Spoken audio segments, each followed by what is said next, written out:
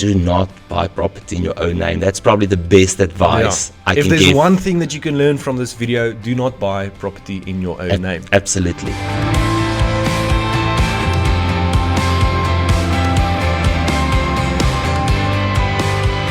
What's up, Louis? It's Guys here. I hope you're doing great. In today's video, we are going to talk about some of the most frequently asked questions that I receive on my channel. And today I'm here with Jaco from Prosperity Enterprises. Jaco, thank you for joining us today.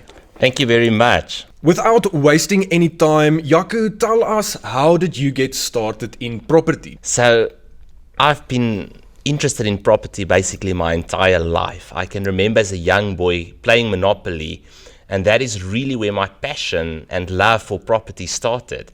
And from a young age, I wanted to start investing in property already. I read the book Rich Dad, Poor Dad in school, in high school already at a very young age.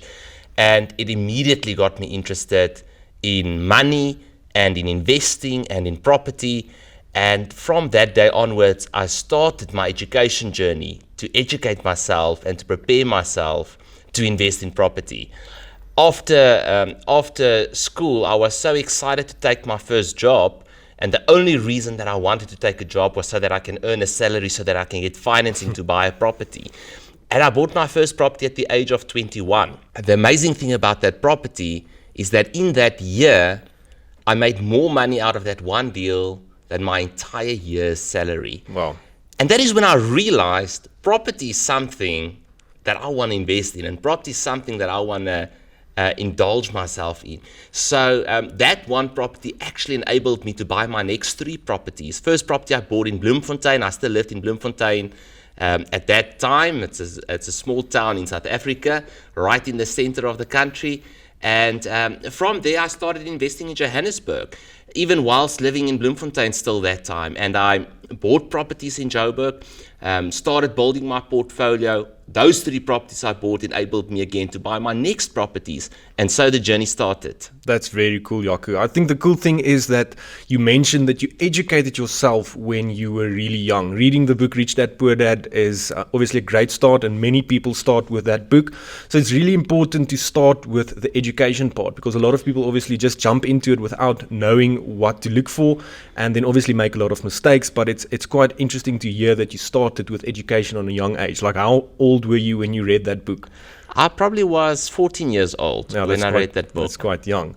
One of the questions that I get asked a lot is whether property is actually still a good investment or not. A lot of people are concerned about investing in property in South Africa. Based on your experience, your portfolio, and what you do you think property is actually still a good investment or not? One of my most viewed YouTube videos on my channel is, does it still make sense to invest in property in South Africa? And I actually talk about the opportunity that we are sitting with right now here in South Africa. Most people think that when there are issues, when there are challenges, you shouldn't be investing. But that is sometimes where you have the greatest opportunity to invest. And that is exactly where we are finding ourselves now in South Africa, is we are finding ourselves in a position or in a place where there are so much opportunity to invest in property. So I honestly see more opportunity here than anywhere else in the world. Absolutely. And there's a lot of foreigners that come to South Africa to actually buy property here because it's more affordable. You get a better bang for your buck. So there's obviously a lot of opportunity. And like you mentioned, usually where there's a lot of problems, there's a lot of opportunity, and opportunity equals money, hopefully. That's right. With that said, Jaco, what are some of the most common risks to avoid as a beginner investor? One of the biggest mistakes that people make is they start investing in property without preparing themselves properly and without investing in themselves first. The most important investment you can make is investing in yourself. So you want to make sure when you start buying property, you know what you are doing. You have to read books. You have to attend seminars. You have to attend webinars. You have to have mentorship, guidance, people that can help you in your journey as a property investor. And one of the most common risks that people make is they think they know everything. And then they start investing in property and they make big mistakes that could have easily been avoided if they just educated themselves first. Another common mistake that people make is they pay too much for property when they buy it. And I always tell my clients that if you want to invest in property, one of the first things that you have to do is you need to make sure that you buy the property at a good price. Because if you pay the right price for a property, it will be a good investment. If you pay too much for the property, it might not be a good investment. So you want to make sure whenever you acquire property, you do it at a price that is lower than the market value for that property. Yeah, so it comes down to education again. I think that's something so important that a lot of people skip because they're like fearing of missing out. They just want to get into the property game and they skip all the educational steps. And at the end of the day, they make a lot of mistakes. I like that you mentioned buying a property at a discount. I think that's one of the easiest ways that you can make money with property from day one is buying it for cheaper than it's actually worth.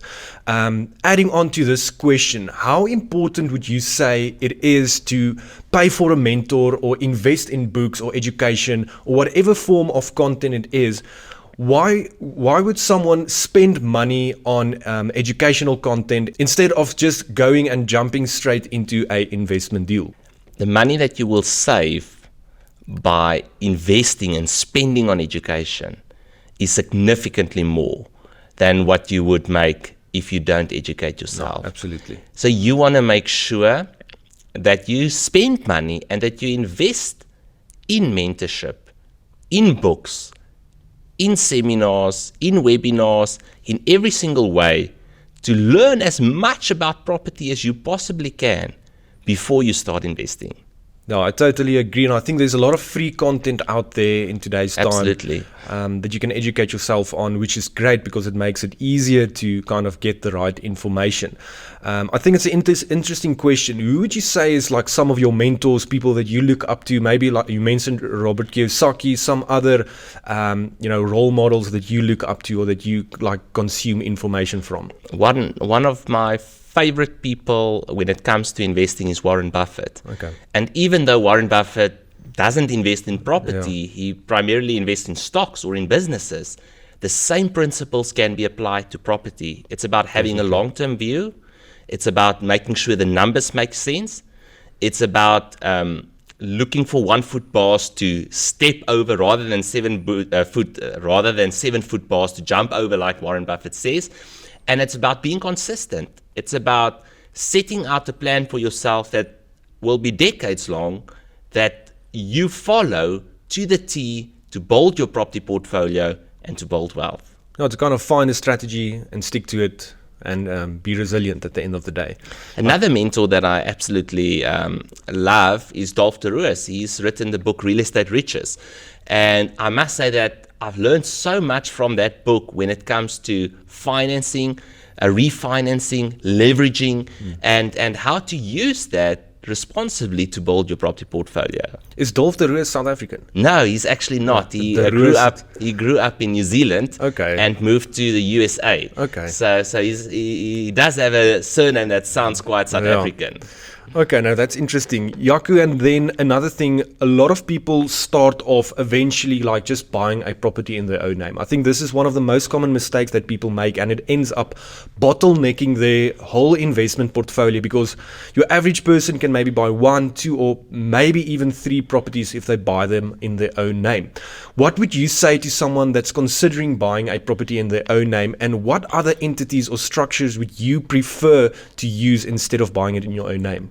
Do not buy property in your own name. That's probably the best advice I can give. If there's one thing that you can learn from this video, do not buy property in your own name. Absolutely. And I always tell my clients, you want to run your property portfolio like a business. You know what that means, Louis? It means you have an entity. It means you have a bank account for that entity. And it means you've got financial statements. What you are doing now is you are separating the portfolio from you. And the moment that you do that, you enable yourself to build a significantly bigger property portfolio than what you would have been able to build in your own name. So you want to make sure that your structures are in place. Now, there's 4 main reasons why your structures need to be in place and why we use certain structures to invest in property. The first one is asset protection. You want your assets to be protected. Life happens. Sometimes things go wrong. you might not plan for it, but you could lose your job and not be able to afford your shortfalls and suddenly find yourself in a position where you cannot pay. Or you might default on other payments. It might be that something happens to you from a medical perspective and you've got all these medical bills that you need to pay. So you want to first and foremost protect your assets. Someone has said it's easy to build wealth, what's difficult is to keep it. Now, you want to keep the wealth that you've built up, and to do that, you need to protect your assets. And the only way in South Africa that you can protect your assets are by using trusts. So trusts are a very important part of our structuring. Another very important benefit when it comes to structuring and why one needs to have the correct structures in place is estate planning. You have no idea how expensive it is to die. It is extremely expensive to die. We're talking about estate duties, executive fees, capital gains tax, transfer fees. You've got all of these fees. To be honest, you could have a quarter to a third of your wealth wiped out the day you die, just going to cost and mostly to our revenue, to our tax authorities. No, that's a lot. So you want to avoid that. And the only way to really avoid that is through using trusts. You also then have the benefit of financing capability. What people don't realize is that you can build a significantly bigger property portfolio when you don't build it in your own name, but when you build it in entities. And then lastly, you've got the tax benefits. When you earn a lot of income in your personal name, you are on a very high tax bracket, which means you're going to pay that tax rate for all your properties as well. Whereas if we structure it correctly for you, you are going to pay significantly less in tax. So let's just recap on those benefits. You've got asset protection, you've got estate planning benefits, you've got financing capability, and you've got tax benefits. Now, what are the structures that a person needs to look at? And what I always recommend for my clients is to have a company to own your properties in and to have a trust hold the shares in that company. So very important, a company that's a PTY Ltd in which you buy the properties, but the shares of that company should not be in your own name. The shares of that company should be in a holdings trust. That's very, very important because the holdings trust helps for the asset protection and for the estate planning, and the company helps for the financing capability and the tax benefits. No, so it's a no-brainer to buy property in a different entity. There's a lot of people that mention that buying a property in your own name has the advantage of capital gains benefits. That if you eventually sell your property, you don't have to pay taxes on that property, on your first property. And I always tell people that the only reason you would consider buying a property in your own name is because it's the easiest and the quickest way to do it. And that's basically it. Right. There's no other advantages to buying a property in your own name. I think that's really important. And for those that have watched my channel before know that I recommend Yaku and his company to manage and set up these entities. And of course, there's many people that manage these things, but Yaku is a property investor himself. He has built a massive property portfolio over the years. And it's just better to work with people that has the right experience. Yaku, I'm not sure if you want to explain a bit about your company and what you guys actually specialize in. We are a property education, structuring, and investment company. This means that we teach people how to invest in property. We've got webinars that run monthly. We've got a lot of people that join our webinars every single month. We've got seminars all over the country and even in other parts of the world where we teach people how to invest in property. And then I also wrote a book, Prosperity Through Property, that actually teaches you how to start investing in property, specifically in South Africa. But it's principles that can be applied globally. That's the education part of our business. Then we've got the trust structuring part of our business, which is a very big part of our business. And that is where we help people to structure their portfolios correctly with the correct trusts, with the correct companies. We don't only set up those entities, but we actually also administer those entities for you. So we've got a legal team in our company that takes care of all the legalities. We've got an accounting team in our company that takes care of the annual financial statements, the tax returns, all of that. So everything around the administration we look at. All the resolutions you require, the annual general meeting that you need to conduct, serving as the independent trustee on the trust, all of those are things that we do. And then we are also, of course, property investors, and we invest in property and we acquire property and build our portfolios. That's so cool, Jaco. It's actually really nice for me to sit here today with you and make a video with you. I remember when I saw some of your content quite a while ago, and I consumed everything that you had to kind of put out there, all your webinars, all your seminars, even your book, everything. And it's so nice to sit here and to know that I took the right steps in the beginning, educating myself with the help of your content and your advice, and now being able to run my own property portfolio, and obviously sitting here next to you and making a video about property. So it's definitely worth the money, spending it, investing in your education, and kind of just starting the correct way from the beginning. Another question I wanted to ask Jaco is, do you invest in property only, or do you allocate some of your money to other assets as well? Although I don't advise it for my clients, I myself primarily invest in property. And you know why, Louis? Because I'm good at it. Yeah. And I realized that if you are good at something, that's when you make money out of it. Yeah, rinse and repeat. Absolutely, absolutely. So I primarily invest in property, although when I sit with a client, I encourage them to have other investments as well. You need to have savings. It's not a bad idea to have some or other form of retirement product, to invest in your traditional investments as well. But make space in your portfolio for property, because it can create tremendous wealth for you. Absolutely. If you do it correctly. Yeah, what is your opinion about like retirement annuities or pension funds and stuff like that? Obviously, you are not employed by a company, so you don't have that benefit from the company side. What is your opinion about like, traditional government employee pension fund or whatever that might be? I think it's a very good thing to have as a backup. And to have it from a young age. If you start investing in stocks and bonds, well, through a pension product that doesn't charge too much, you always need to look at what the cost is or the fees are. But if you have a good product, it can be a very good backup for you, and it can look after the basics one day when you retire. I don't think it's going to make you wealthy though. Yeah. And Definitely. I want to be wealthy. I don't want to survive. Yeah. So that's why I invested in property and build the property portfolio, because there's so much more that I could achieve by doing that. That's very cool. What would you say is a general rule of thumb that you use for your property portfolio?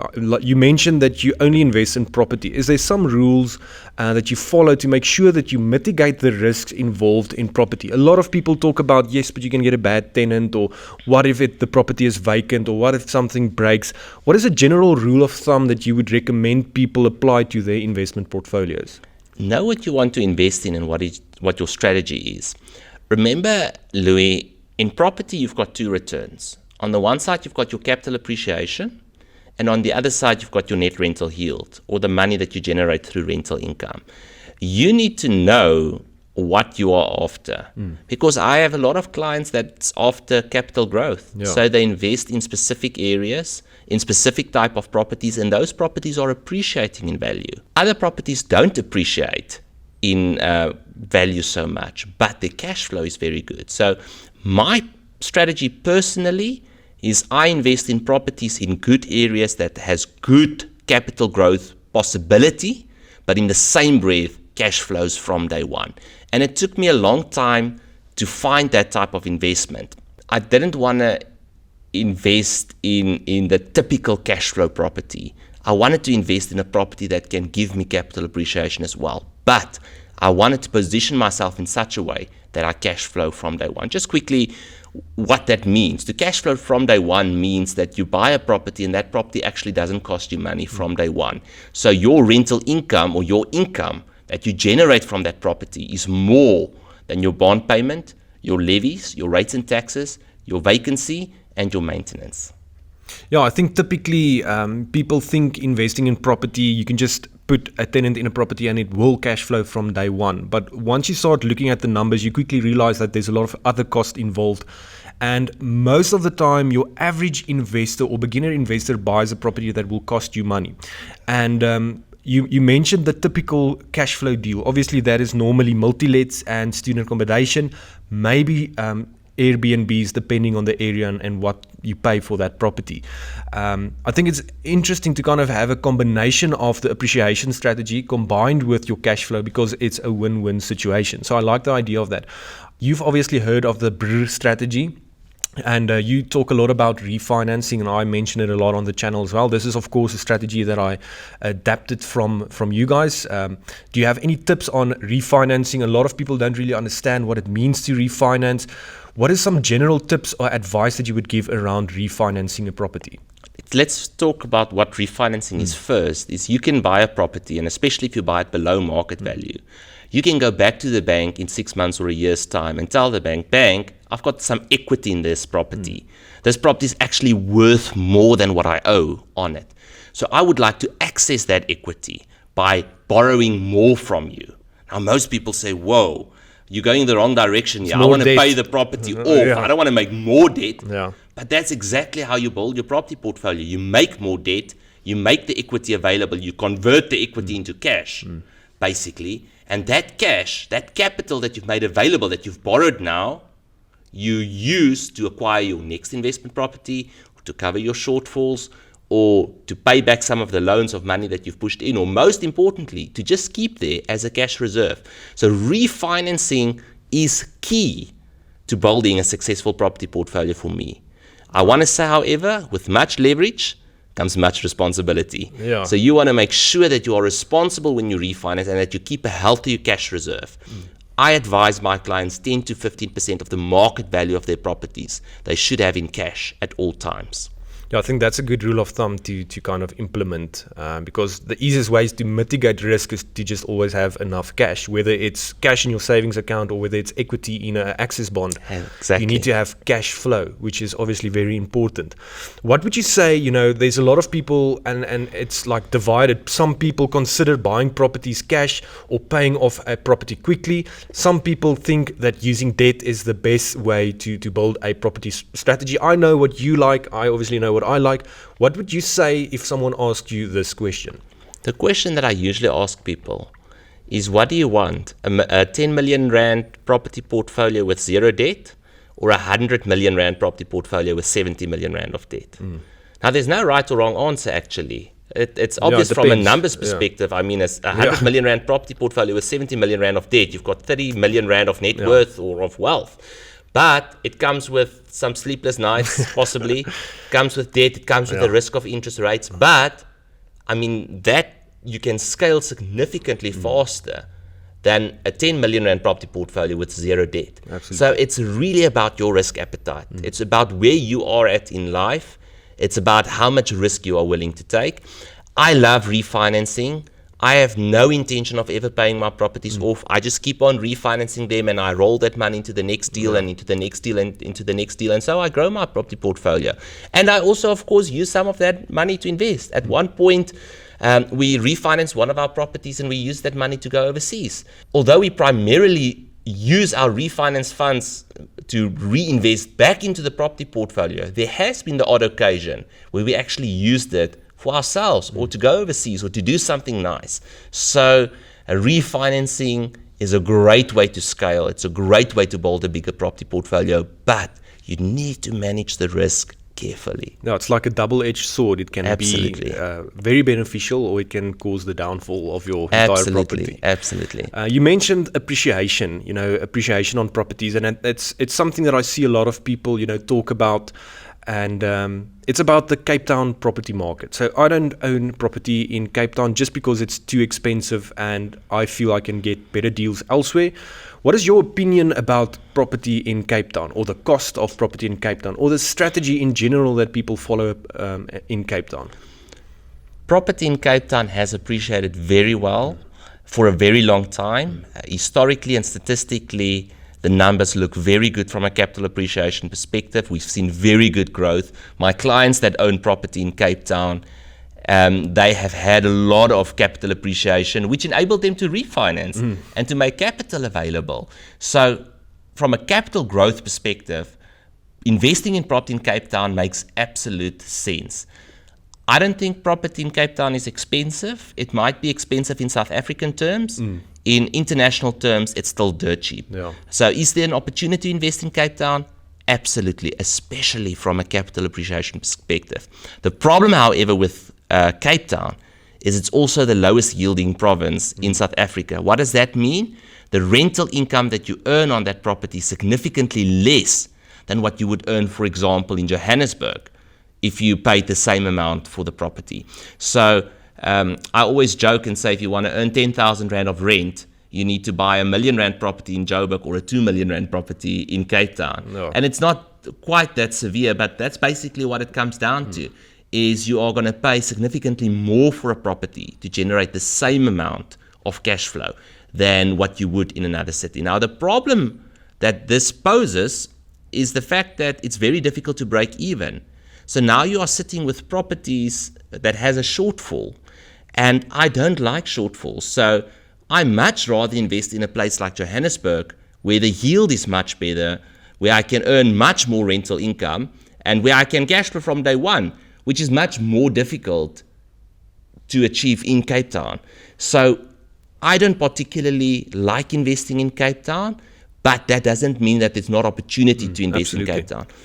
One thing that one needs to keep in mind as well, if you have a lot of capital and you don't want to have a portfolio that's that leveraged, an investment in Cape Town can make a lot of sense. Because you are not that leveraged, you can still cash flow on your property from day one.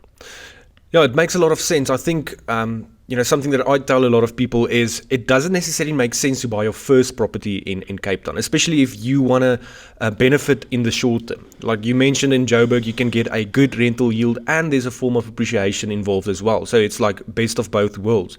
With Cape Town, I think it's almost nearly impossible to get a property that even meets the 1% rule or breaks even from day one. And it's interesting because that's where the refinancing comes in as well, because if you bought a property in Cape Town and it appreciates in value, how do you actually get hold of the equity in that property except for actually selling the property? So it's a great way to use your refinancing strategy with a property that appreciates a lot in Cape Town. But again, you need to be able to afford the shortfall on that property on a monthly basis. So I think it's usually you need to be like a more wealthier client or person to buy property in Cape Town, especially if you want to buy one or two properties or starting off with one or two properties. Considering, your average person can afford 600 or 700,000 Rand a property, that's not going to work in Cape Town. But it's an interesting perspective to have, and I think it definitely depends on each and every person as well. For me, there are 4 ways, and you actually spoke about that earlier, on how you can generate cash flow from a property, and that's student accommodation, multi-lets, Airbnb, and low-cost housing. Now, Airbnb is massive in Cape Town. I don't know if you saw the stats, but Cape Town actually has the most Airbnbs in the world. No, it's crazy. There's not a city in the world that has as many Airbnb properties as Cape Town. If you run a proper, and some of my clients do, if you run a proper Airbnb portfolio in Cape Town, you could do very well for yourself. Same with multi-lets. I have a lot of clients that have a house in Bellville or in, for example, one of the northern suburbs, but they've got cottages at the back that they've converted so that people can rent there, and they've got 3 or 4 tenants on the one property. And instead of one rental income, they've got 4 rental incomes, and they actually break even. They actually cover costs. Now, if you can cover costs, that's great. You've got an investment that's appreciating in value. There's capital appreciation, in other words, and it's not costing you a cent. So that's great. Yeah, I think it depends on what it is that you want to do. Some people are comfortable with running an Airbnb. Some people are comfortable with doing, a multi-let, or some people just want a normal single-let. So it definitely depends on what it is or what your goals are at the end of the day. We've come out of a very interesting time where we've basically had a decade of very little growth in South Africa, and that forced me to re-look at my own strategy and my own approach of investing in property. I was the guy that was always wanted to invest in a single-let property, or traditional, let's call it your vanilla rental.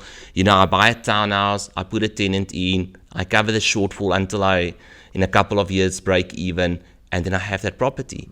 And then 10 years went by, and I still had a shortfall on the property, and I realized that this strategy is not working anymore. So you need to sometimes revisit your strategy and get out of your comfort zone. I never wanted to do multi-lets. Today, my entire property portfolio basically consists out of multi-lets. So I had to step out of my comfort zone and I had to start doing things that I didn't initially think I would like to do or would be good at. And then I actually found out it's much more fun than what I thought.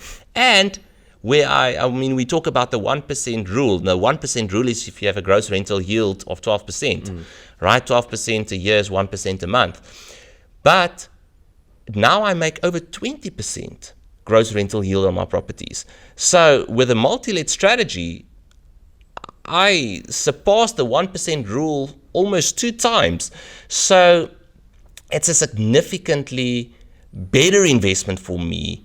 And I realized that I have to step out of my comfort zone. I have to look at different strategies. And especially if you didn't invest in the Western Cape, there's been very little capital appreciation in the rest of the country. So if you wanted to do well in property, you needed to cash flow. You needed to make money out of the cash flow from the property. Otherwise, you would have lost money in property. So it's important to be aware of that. Now, things can look different the next 10 years, and I believe it will. I believe we are entering a season where we are going to see more capital appreciation. It simply has to, Louis. I mean, if you look at the input costs of property, we're talking about raw materials like cement and bricks and steel. How much has prices of bricks and steel and cement gone up in the last 10 years? It's astronomical. Same with labor, same with land prices. So the input costs of property have gone up significantly. Definitely. Which means that property prices has to go up as well. So if it hasn't gone up, somewhere there needs to be a correction. Property prices in South Africa is some of the cheapest properties in the world, Louis. Yeah. There's nowhere in the world where you can buy property for as cheap as you can in South Africa. Not in Harare, not in Maputo, not in Lusaka, not in Lagos, not in Nairobi, and certainly not in other continents. Yeah, I think that's why we're still in South Africa, I guess. It's interesting you mentioned, changing your strategy, and that's something that I like. It's a principle called constant and never-ending improvement. Yes. Reevaluating your strategy. I mean, a lot of people are stubborn and never want to change the way they think. And I think with property specifically, you need to be flexible and change your strategy. And I'm assuming you are still learning, even though you are a massive investor. Every day. You're still learning. And I think having that mentality is going to help you to succeed in property. Jaco, would you say that it makes sense to pay off your properties quicker? I think this forms part of people that has shortfall properties and they quickly realize that this property is actually costing them a lot of money. In your opinion, does it make sense to actually pay off a property quicker? When you are older, maybe. But like I say, for me, it's not black or white. It's not about having paid off properties or having 100% financed properties. It's about the leverage ratio that you are comfortable with. When you start out, you're most probably going to start with a 90 or 100% leverage ratio, which means the majority of your property is going to be debt. But as you grow and as your portfolio grows, you could get to a place where you say, you know what, I want to get my leverage down to 70% now. And at a 70% or a 60% leverage ratio, you would easily break even on even traditional properties. Yeah. So you would be at a good place then. For me to pay the properties off further than that, personally, doesn't make sense. However, like I said, I have clients and they have different risk appetites, and for some of them, they want to have their properties fully paid off. And there's nothing wrong with that. One of the disadvantages, of course, is tax. You're going to pay significantly more tax if your property portfolio is paid off because you don't have that interest component that you can deduct from your income. But there's nothing wrong with paying a property off. It's just a more conservative approach to investing in property. Myself, I want to expand. I want to build my property portfolio bigger. I want to add thousands of properties to my portfolio. And in order to do that, you need to be comfortable with leverage. The important thing is to run at the right leverage ratios, not to leverage too high. And like I said, especially from a cash flow perspective, not to be cash flow negative. That's very important because if you are cash flow negative and something goes wrong, you can find yourself in very big trouble. You might subsidize your shortfall with your salary. What if you lose your job and you don't have a salary anymore? Now you start defaulting on your payments with your property. So in order to avoid that, I would say it makes sense to get your property to a level or to a ratio where you don't have to pay in monthly. That's very important. What would you say is a good ratio? If you had to say like 60 or 70, would you say? I think it depends on where you are. Like I say, when you start, you could be very close to 100%. I think when you are reaching retirement age, if you could be on a 50% ratio, that's ideal. But it will depend from person to person. But I would say start at 100% and retire at 50%. Okay, now that's a good rule of thumb. I think it happens more often than not that people actually, get into trouble or lose their main source of income and fall behind on their levies or their rates and taxes. Or Life happens, right? Or all the other costs involved in property. So it definitely makes sense to, if you have, extra money, to put it into your bond account and I mean still have access to it, but to overall reduce your debt at the end of the day. That's a very important thing you are saying, Louis, and that is how I advise people to save as well, is take all your extra money. Don't pay off the bond in the way that you can't access those funds again. Just put it in an access bond. Put all your additional cash in an access bond. It reduces the interest. It can reduce your monthly payment, your monthly bond payment, but you've got access to pull that money out and use that money again at a later stage when you need to. So cash flow. Exactly. With that said, what are some of the biggest mistakes that you've made in your property career? Some of the biggest mistakes that I've made is assuming what has happened in the past will happen in the future. And I started investing in property in probably the worst time that you could have started, and that's just after the biggest boom we've seen. So you've got this history of all these stunning figures, property growing at 10, 15, 20% a year, and me making conservative sums that, yes, if my property can grow with 10% a year, then I'm going to make so much money and all of this is going to happen. And then 10 years go by and my property hasn't appreciated 1 cent. That is when I realized that I can't just depend on capital appreciation. That is a mistake that I made, is just betting on capital appreciation. One thing that I realized, Louis, is that capital appreciation is completely out of my control.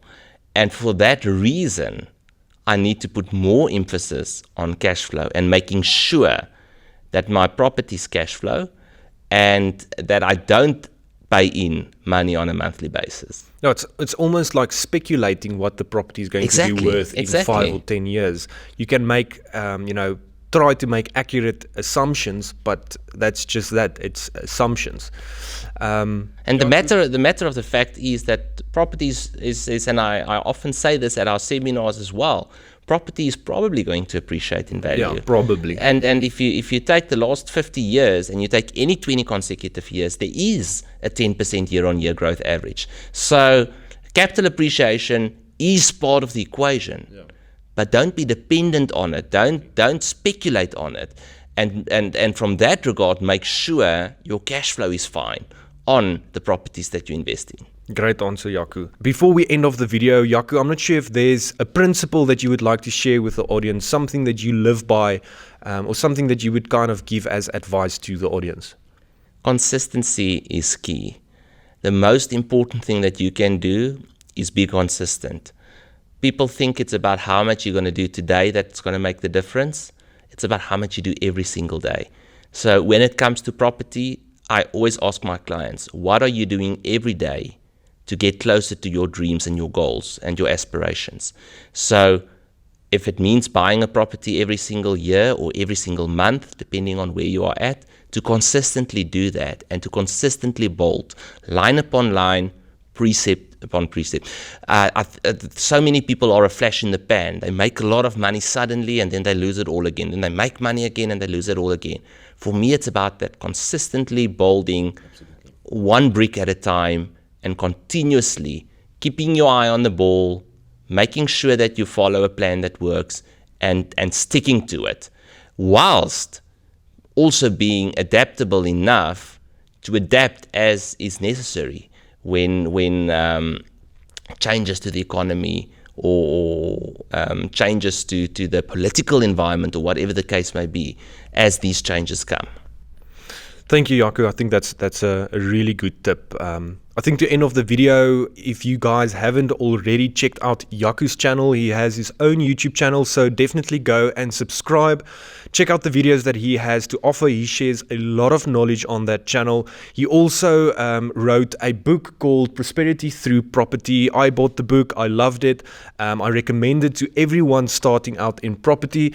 You can order the book online, right? That's right. There's a website. We'll link all the details in the description. And thank you guys so much for watching, and we'll see you in the next one.